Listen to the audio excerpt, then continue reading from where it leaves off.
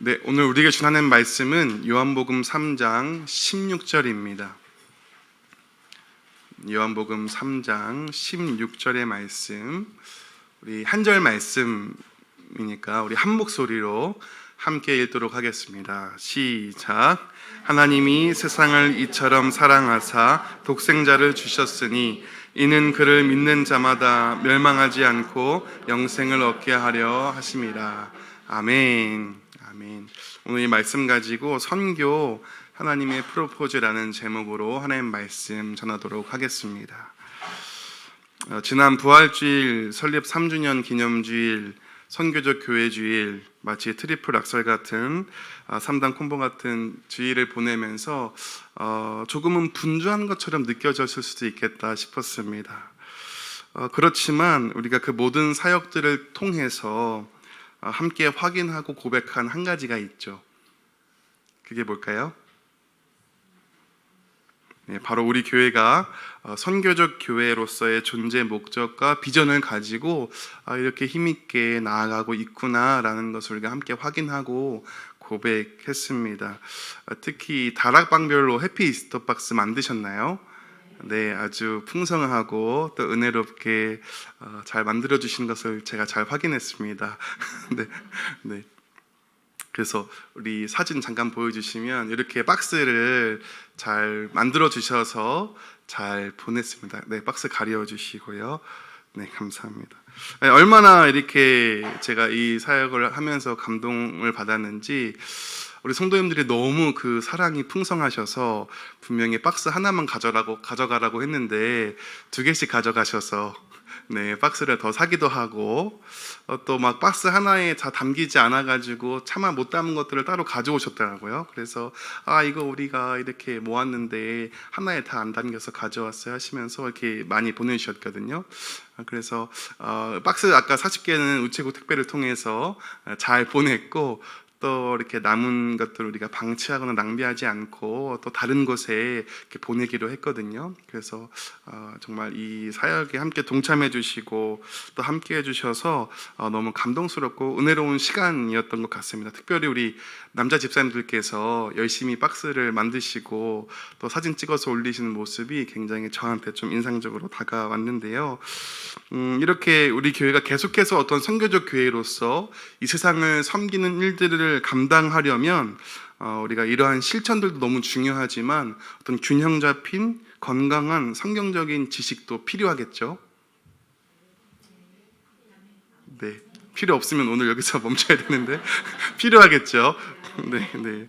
그래서 우리가 선교적 교회로서 또 힘있게 계속해서 건강하게 나아가기 위해서 오늘부터 이 4주간 이 하나님 나라와 하나님의 선교라는 그 책을 가지고 이제 시리즈로 설교를 시작하게 됩니다. 그래서 요 책 한번 보여주시겠어요? 요 책이거든요. 그래서 제가 잘 보이네요. 요 책인데 혹시 가능하시면 구매해서도 한번 읽어보시면 또 한국 선교사분이 쓰셨고 또 내용도 잘 정리되어 있어서 은혜로울 줄 믿습니다. 이 시간들을 통해서 선교가 무엇인지 우리가 바르게 먼저 이해했으면 좋겠고요. 또 그러한 바른 이해를 바탕으로 우리가 선교적인 사명을 감당하며 하나님께 영광 올려드리고 하나님이 기뻐하신 열매를 많이 맺는 저와 우리 성도님 되시기를 간절히 소망합니다. 첫 번째로 주제 한번 같이 읽어보겠습니다. 시작. 하나님으로부터 시작되는 선교. 퀴즈를 하나 내도록 하겠습니다. 우리나라에 가장 먼저 복음을 전하려고 했던 선교사님이 누구신지 아시나요? 토마스 맞나요? 정답입니다. 네, 어떻게 하셨죠? 로버트 토마스입니다. 이 선교사님 영국 런던 선교회 소속으로 이 중국 선교사님이셨는데 이 조선에 이 복음을 전하고자 하는 그런 마음의 소원을 가지고 또 조선 성경을 번역을 해가지고 1866년에 제네럴 셔먼호를 타고 이 복음을 전하러 오셨지만 또 외세의 침입으로 오해를 받아서 배가 불타고 제대로 선교 활동을 펼쳐보기 전에 순교하셨던 이 내용인데요. 이때 이 승사님 통해서 전해진 성경을 통해서 한국 기독교 초기에 복음이 이렇게 확장되는데 초석을 놓았다고 알려져 있습니다. 네, 그럼 두 번째 퀴즈입니다. 세우신 교회가 첫 단기 선교를 가게 되었는데 첫 단기 선교지는 어디일까요? 베트남. 정답입니다. 그런데 왜 안 가시죠?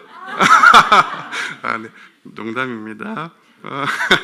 로버트 토마스 선교사님께서 이렇게 하늘의 미랄로 썩어져서 또 이 대한민국의 복음이 심겨지고 오늘날처럼 자라나고 온 땅에 수많은 교회가 세워지고 또 때가 되면 한국 교회에서 열심히 해외로 선교 나가고 있는 그런 상황이 되겠습니다. 여름철에 공항을 가면 단기 선교 나가는 팀을 많이 보게 되는데요. 한국 교회가 이렇게 열정적으로 선교 활동을 하다 보니까 어떤 선교 활동 자체가 어떤 열심히 있는 특별한 사람들, 어떤 교회, 어떤 단체에서 시작된 일이라고 생각하기가 쉬운 것 같습니다. 마치 이 선교가 이 교회의 확장을 위한 교회의 독자적인 행위라고 생각하기 쉽습니다. 그래서 우리가 잘못된 방법으로 선교를 하거나 또는 열심히 있는 사람들만 하는 거니까 선교를 하지 않아도 된다라고 생각하기도 하는 것이죠. 그런데 오늘 이 선교의 출발점, 선교의 원천, 선교의 주체가 누구냐면 바로 하나님이십니다. 선교의 주체가 누구라고요? 하나님이십니다. 요한복음 3장 16절 17절 말씀, 하나님이 세상을 이처럼 사랑하사 독생자를 주셨으니 라고 말씀하고 있습니다. 하나님께서 먼저 이 세상을 사랑하셨습니다. 그리고 이 세상을 구원할 계획을 가지셨고요. 그리고 예수님을 보내셨습니다. 이것이 선교의 출발점, 선교의 원천, 선교의 주체가 하나님이심을 잘 드러내주는 그러한 말씀인 것이죠. 남아공 출신의 저명한 선교학자 데이비드 보시는 이렇게 말했습니다. 선교는 우선적으로 교회 활동이 아니라 하나님의 속성이다. 하나님은 선교의 하나님이시다. 존 스토튼 또 이렇게 말합니다. 살아계신 하나님은 선교의 하나님이시다. 사랑하는 성도님들, 하나님은 어떤 분이신가요? 정답입니다. 근데 우리 성도님들께서 평소에 고백하신 하나님은 어떤 하나님이신가요? 사랑의 하나님도 있고,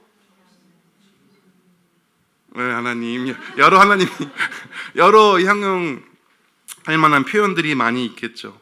사랑의 하나님, 또 저는 선한 목자 되신 하나님, 이렇게 고백하게 되는데 되게 낯선 표현이에요. 이 선교의 하나님. 그런데 이 두 신학자들이 오랜 세월 동안 성경을 연구하고 목회를 하면서 하나님은 선교의 하나님이시구나. 선교는 하나님의 속성이구나. 온 세상을 창조하신 그 주님, 온 세상의 주인 되신 그 주님, 만물의 주인이신 주님, 그 하나님께서 자신을 이 세상에 계시하시고 이 세상을 구원하고 회복시키기 위해 예수님을 보내시고 성령으로 지금도 역사하시는구나. 하나님은 선교의 하나님이시구나 라고 고백하고 있는 것입니다. 저도 이 표현이 굉장히 낯선데 오늘부터 이런 표현을 좀 써봐야겠다 싶었습니다. 우리가 이 개념을 이 단어를 좀 묵상하고 또 묵상해보면 좋겠습니다. 선교학에서 자주 사용되는 라틴어 명사구가 있습니다. 이 미시오 데이.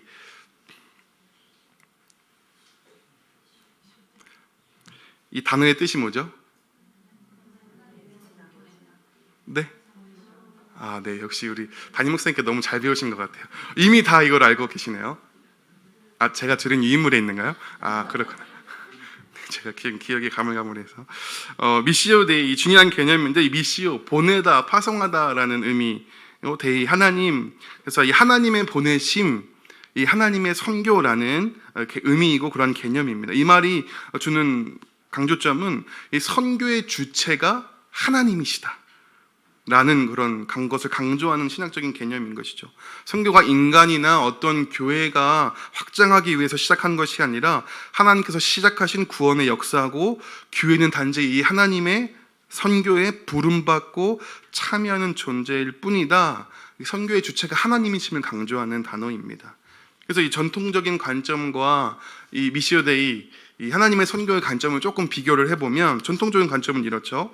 선교는 교회의 사명이고 교회가 주체가 돼야 되고 교회의 부흥이 목적이다. 틀렸나요? 꼭 틀리진 않은 것 같습니다. 꼭 틀리진 않은 것 같아요.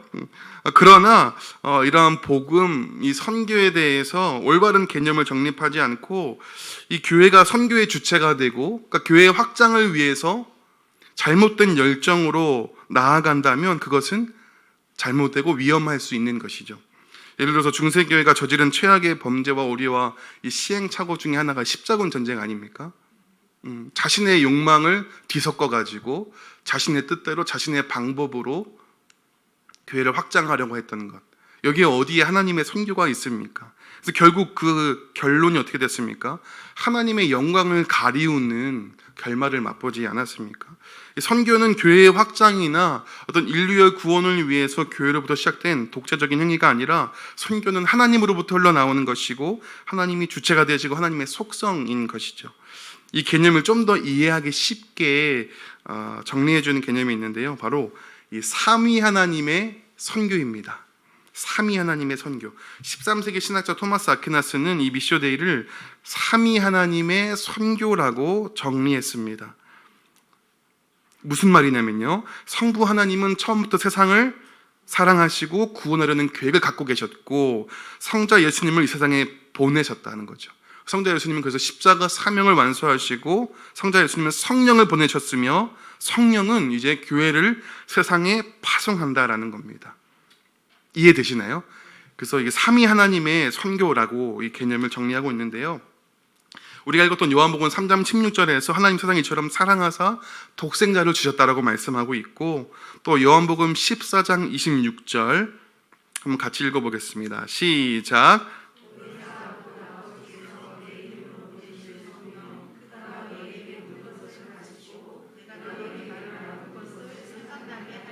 아멘. 우리 그 다음에 사도행전 1장 8절도 한번 읽어보겠습니다. 시작.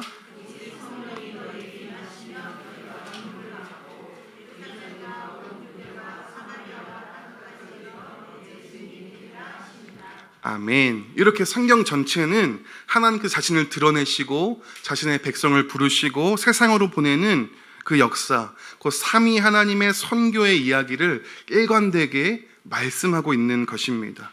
그래서 교회는 미시오데이에 참여하는 공동체로서 하나님의 선교에 참여하고 동참하는 것이죠. 우리가 좀 적용해봤으면 좋겠는데요. 첫 번째로 하나님은 어떤 분이시라고요? 선교하시는 하나님이시라는 겁니다. 근데 이런 질문이 좀 들었습니다. 하나님이 선교하시는데 가만히 계실 건가요?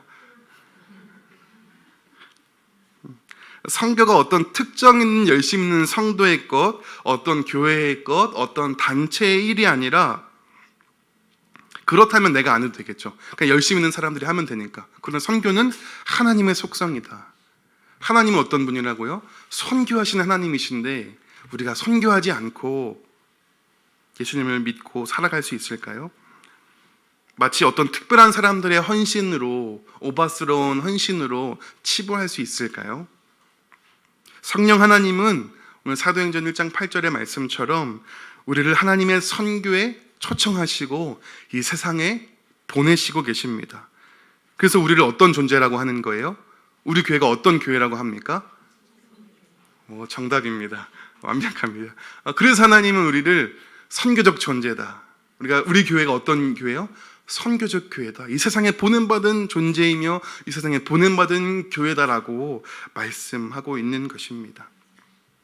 그런가 하면 두 번째로 이 선교의 목적에 대해서 나오고 있는데요. 이 선교의 목적은 무엇이냐? 두 번째 주제 한번 같이 읽어보겠습니다. 시작. 하나님의 영광을 위한 선교. 선교의 궁극적인 목적이 무엇일까요? 네, 하나님의 영광을 위한 것. 그런데 보통 우리는 어떻게 생각하나요? 교회의 확장, 놀라운 간증거리를 얻고 신비한 체험을 하고 한국보다 못 사는 나라에 갔다 와서 한국이 참 살만하구나 라는 정도의 교훈을 얻는 것에 그칠 때가 많습니다. 그러나 선교의 유일하고 궁극적인 목적은 무엇입니까? 하나님의 영광이 회복되는 것이 선교의 목적인 것이죠. 그러면 하나님의 영광을 훼손할 수 있나요? 하나님의 영광을 훼손하신 분. 탕자가 아버지를 배신하고 도망쳐도 탕자의 아버지는 탕자의 아버지인 것처럼 하나님이 하나님 되시면 그 영광은 우리가 훼손시킬 수 없지만, 그러나 창조주 하나님과 이 피조물과의 관계의 차원에서 우리는 하나님이 받으셔야 할 합당한 영광을 돌려드리지 못하고 있다고 우리는 생각해 볼 수 있습니다. 로마서 1장 21절부터 23절까지의 말씀 우리 같이 한번 읽어보겠습니다. 시작.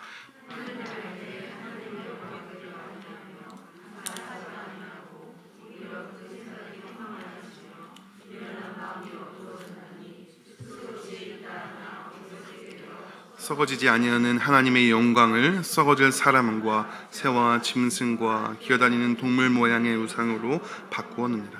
아멘. 마땅히 하나님을 높이고 예배해야 할 피조 세계가 우리 사람이 타락으로 인해서 그분을 부정하거나 심지어 욕되게 한다는 점에서 하나님의 영광이 회방받고 있다라고 우리는 생각해 볼 수 있습니다. 그러니까 선교는 단순히 못 사는 사람들, 불쌍한 사람들을 긍휼히 여겨주는 어떤 구제의 차원이 아닙니다. 선교는 이 선교를 통해서 하나님의 영광을 회복시키는 일, 그 일에 초점이 맞춰져야 하는 것이죠. 이 선교의 주체가 누구라고 했죠?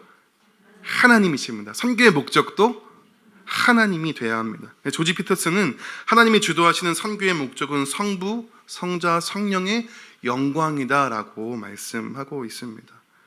선교한다고 하면서 하나님의 영광을 가리우는 일들을 해도 됩니까? 선교라면 뭐든 허용되나요? 그렇지 않습니다. 마태복음 5장 16절 같이 한번 읽어보겠습니다. 시작. 이같이 너희 빛이 사람 앞에 비치게 하여 그들로 너희 착한 행실을 보고 하늘에 계신 너희 아버지께 영광을 돌리게 하라. 베드로전서 2장도 읽어보겠습니다. 시작. 너희가 이방인 중에서 행실을 선하게 가져 너희를 악행한다고 비방하는 자들로 하여금 너희 선한 일을 보고 오시는 날에 하나님께 영광을 돌리게 하려 함이라. 아멘. 하나님은 왜 이렇게 착한 행실로 하나님께 영광을 돌리라고 말씀하고 있습니까? 아니, 복음만 전해지면 되지, 교회만 많이 세워지면 되지, 이 예배당만 가득 차면 되지,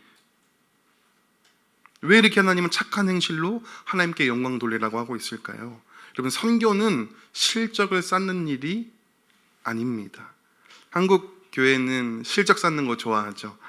많이 전도하고 많이 부흥하는 거 좋아합니다. 물론 많이 전도하고 부흥하는 게 잘못된 일은 아닙니다. 그러나 부흥을 위해서라면 수단과 방법을 가리지 않고 보험회사처럼 어떤 실적을 달성하기 위해서 이 세상의 방법을 사용하는 것, 그것이 하나님의 선교인가요? 그 선교가 하나님의 주체가 되시는 건 맞습니까? 정말 하나님의 영광을 위한 선교가 맞나요? 우리는 많은 영혼이 주님께로 돌아가기 위해서 최선을 다해야겠죠. 정말 최선을 다해야 하지만 하나님께 영광을 돌리는 그 목적이 바로 서야지만 우리는 건강하고 균형 있는 선교를 할 수 있는 것입니다. 웨스트민스터 신앙고백 소요리 문답 1문답이 어떻게 되죠?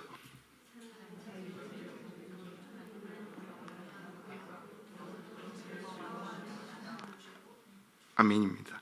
인간의 가장 우선된 목적, 어떤 일에도 우선되는 목적은 하나님을 영화롭게 하는 것, 그것이 우리의 삶의, 우리 신앙의, 우리 선교의 최우선 목적이 되어야 하는 것이죠.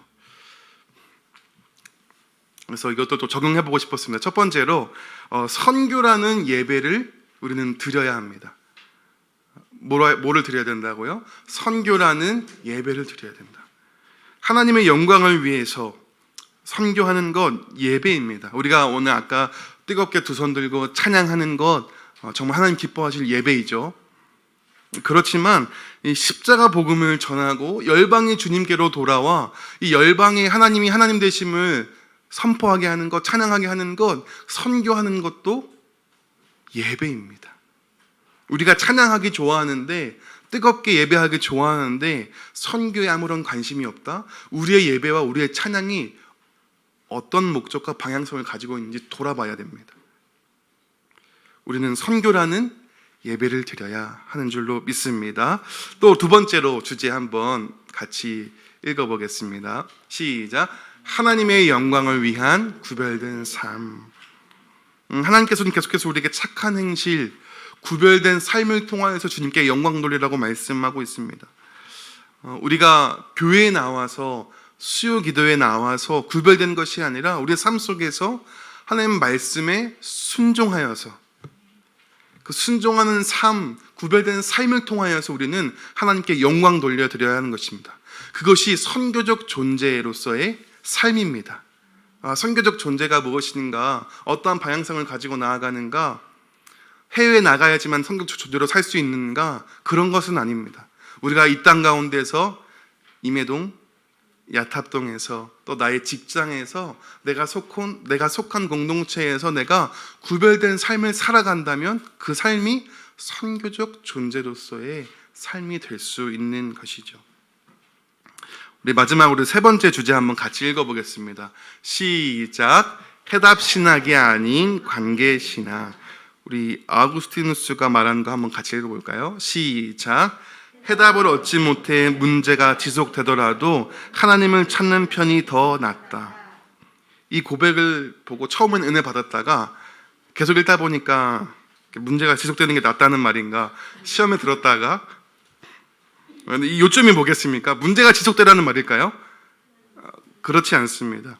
하나님은 찾지도 못한 채, 하나님도 없는 인생에 아무런 인생에 문제가 없어서 해답을 다 찾아서 그냥 하나님 없이 살아가는 인생보다는 때로 해답을 얻지 못하고, 때로 여전히 여러 가지 어려움이 있고, 때로 여러 가지 고민들이 있다 할지라도 그것 때문에 하나님을 찾는다면 그것이 더 복되고 더 나은 삶이라는 그런 신앙의 원리를 담고 있는 고백입니다. 그래서 책에서는 이 해답신학과 관계신학을 비교해서 설명하고 있습니다. 해답신학은 뭐예요? 말 그대로 어떤 문제 해결과 해답을 얻기 위해서 신앙생활하는 겁니다. 예수님을 믿는데 그게 다른 것 때문이 아니라 내가 문제를 좀 해결하고 싶어서, 내 건강 문제, 내 관계 문제, 내 인생 문제, 돈 문제, 어떤 내 인생의 문제를 해결하고자 예수님 믿는 걸 이 해답신학이라고 말하고 있고, 관계신학은 그럼 뭐겠어요? 하나님을 얻기 위해서, 하나님과의 사랑의 관계로 만족하기 위해서 하는 것이, 신앙생활하는 것이 관계신학이라는 것이죠. 그러니까 신앙의 본질은 뭐라는 거예요? 해답에 있는 것이 아니라 관계에 있다. 신앙의 본질은 하나님과의 관계에 있다고 말씀하고 있는 겁니다. 다양한 인생의 문제의 해답 여부와 무관하게 그분과의 사랑의 관계 때문에, 하나님이 나를 사랑하신다는 그것 때문에 다 괜찮은 거, 그것이 우리의 신앙인 것이죠. 해답을 얻기 위해 우리가 신앙생활하는 것이 아니라 무엇을 얻기 위해서요? 하나님을 얻기 위해서, 그분의 사랑과의 관계를 누리기 위해서 신앙생활하는 것이 참된 신앙, 그런 신앙의 본질이라는 것이죠. 살아가며 부딪히는 인생의 다양한 질문이 있으시죠? 문제 있으시죠? 저도 젊었을 때는 저도 선교단체에서 뜨겁게 막 제가 선교사 하겠습니다, 막 뭐든지 하겠습니다라고 고백할 때는 거침이 없었습니다. 정말 거침이 없었습니다. 온 열방이 곧 주님께 돌아오는 줄 알았는데, 이 짧은 30 몇 년의 인생, 정말 짧았죠. 정말 짧은 이 30 몇 년만 살아봐도 점점 인생의 문제가 내 앞길을 막는 것 같고, 내가 해결할 수 없는 여러 가지 답답함들, 또 해소되지 않는 질문들, 여러 가지가 있습니다. 그런데 그럼에도 불구하고 우리가 이 상황을 초월한 평안을 누릴 수 있는 이유는 무엇일까요? 그래도 우리가 소망을 가지고 살아갈 수 있는 이유는 무엇일까요? 여전히 문제는 있는데, 여전히 해답은 없는데, 하나님과의 관계 때문에. 하나님 나를 사랑하시고 나도 주님을 사랑하기에 때로 다 이해되지 못하고 다 해석되지 않는다 할지라도 우리는 소망을 가지고 평안 가운데에 믿음으로 살아갈 수 있는 것입니다. 그런 의미에서 우리의 신앙의 본질이 하나님과의 관계에 있다라고 말씀하고 있는 것이죠. 탕자가 아버지께 돌아올 때 참된 평안이 회복되고, 이 아기가 엄마의 품속에서 진정한 자유와 만족을 누리듯이 인간은 하나님 안에 있을 때 가장 행복하고 생명을 가지고 만족하며 살아갈 수 있도록 지음받은 존재인 줄 믿습니다. 제가 이제 딸을 낳아서 이제 6개월 정도 육아를 해봤는데 쉽지 않더라고요. 사랑이 무엇인지에 대해서 깊이 묵상하고 있는데 제 안에 사랑이 없음도 발견하게 되고 또 세상에 줄 수 없는 기쁨도 발견하게 되고, 그런데 이제 오늘 이야기하고 싶은 건 뭐냐면 딸이 제가 열심히 놀아줬어요. 분명히 제가 1시간 반 정도 열심히 놀아줬어요. 제가 헌신하고 제 삶을 드리고 제가 잠 못 자도 어떻게도 놀아줬는데 졸리니까 엄마만 찾더라고요. 제가 안고 있으면 계속 울기밖에 안 하더라고요. 근데 죽어라고 웁니다. 마치 제가 때린 것처럼 막 울다가 엄마가 나타나서 엄마의 품에 꼭 안기기도 전에, 푹 안기고 진정되면 좀 덜 마음이 상할 텐데 엄마를 향하는 그 순간부터 갑자기 울음을 그치기 시작하고 평안을 찾기 시작하더라고요. 제 딸에게 제가 막 울고 있을 때 집 사주는 게 좋을까요? 차 사주는 게 의미가 있을까요? 계속 제가 놀아주고 제가 데리고 있는 게 의미가 있을까요? 엄마의 품에 안기게 하는 것, 그것이 유일한 기쁨이고 평강을 주는 일이라는 것이죠. 이런 고백을 우리 선배들도 하고 있습니다. 우리 하박국 3장 17절 18절 말씀 한번 같이 읽어보겠습니다. 시작. 비록 무화과 나무가 무성하지 못하며 포도나무에 열매가 없으며 감람나무에 소출이 없으며 밭에 먹을 것이 없으며 우리의 양이 없으며 외양간에 소가 없을지라도 나는 여호와로 말미암아 즐거워하며 나의 구원의 하나님으로 말미암아 기뻐하리로다. 아멘. 이것이 우리의 신앙 고백인 줄로 믿습니다. 다른 거 다 없어도, 진짜 없을 수 있습니다. 네. 가정이 아니라 정말 없어도, 이건 선지자의 고백처럼 정말 없지만, 정말 힘들고 고생스럽지만, 여전히 내 앞에 문제가 놓여 있지만, 여전히 내 앞에 해석되지 않는 일들이 있지만, 그러나 나는 정말로 하나님으로 만족한다, 하나님으로 기뻐한다. 이것이 우리의 신앙인 줄 믿습니다. 우리의 상급은 누굽니까? 우리의 보상은 누군가요? 창세기 15장 1절 읽어보겠습니다. 시작. 이후에 여호와의 말씀이 환상 중에 아브라함에게 임하여 이르시되 아브라함아 두려워하지 말라. 나는 내 방패요 너의 지극히 큰 상급이라. 아멘. 우리의 상급이 뭐라고요? 우리의 보상이 뭐라고요? 하나님 한 분이십니다. 따라서 선교도 이 무신론과 타전교가 이 팽배한 이 지구촌 곳곳에 이 개신교를 확장해야 돼라고 하는 어떤 그런 일이 아니라 어떤 일인가요? 열방을 하나님과 사랑의 관계로 초청하는 것, 그것이 선교입니다. 따라서 선교는 하나님과 친밀한 관계를 누리는 자가 이 열방을 기쁨으로 초청하고 안내하는 것, 그것이 선교라고 오늘 책에서 말하고 있는 것이죠. 그래서 저는 오늘 말씀의 결론을 좀 이렇게 내보았습니다. 같이 한번 읽어보시겠습니다. 시작. 선교, 하나님의 프로포즈. 사랑하는 성도님들, 혹시 프로포즈 받으셨나요? 그 오빠의 고백을 받고 지금 살고 계신가요? 어떠신가요? 달콤했나요? 프로포즈가? 정말 그런 줄 아셨나요? 그런데 하나님께서 우리에게 그렇게 프로포즈 하신다고 저는 느껴졌습니다. 이 챕터를 읽으면서, 선교에 대해서 묵상하면서, 하나님 세상을 이처럼 사랑하사 독생자를 주셨다는 그 하나님의 그 선교를 묵상할수록 하나님이 내 딸아, 내 아들아, 내가 너를 사랑한다, 내가 너를 내 독생자를 주기까지 이처럼 사랑한다라고 우리에게 프로포즈하고 계신다고 들렸습니다. 장손님, 그 하나님과의 사랑의 관계 가운데 머물고 계신가요? 하나님과 친밀한 관계 가운데 계세요?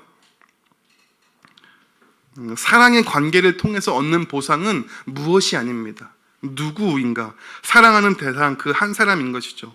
하나님은 그 십자가 복음을 통해서 그 예수 그리스도를 십자가에 죽기까지 우리가 내어주심으로써 우리에게 어떤 걸 얻고 싶었을까요? 돈, 우리의 헌신, 우리가 가지고 있는 건강? 아닙니다. 우리 한 사람을 얻기 원하셨습니다. 우리 옆 사람에게 이렇게 고백해 볼까요? 하나님은 예수님을 통해서 너를 얻고 싶으셨어. 시작.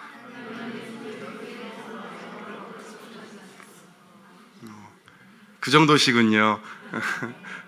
그 정도시. 그러니까 여러분 선교를 오해하지 마십시오.